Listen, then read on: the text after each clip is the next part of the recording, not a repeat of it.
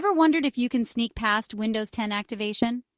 Let's talk about why that's a hard no. Alright, so here's the deal. To legally activate Windows 10, you need a genuine 25-character product key or a digital license. No magic shortcuts, no secret codes hidden under your keyboard.